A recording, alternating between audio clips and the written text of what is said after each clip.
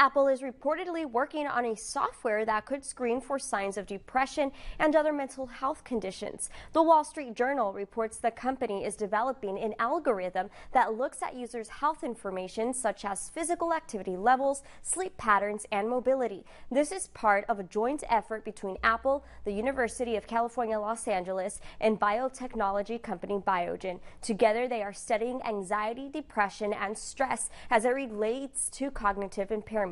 Eventually, Apple is planning to develop an app for early detection of these conditions.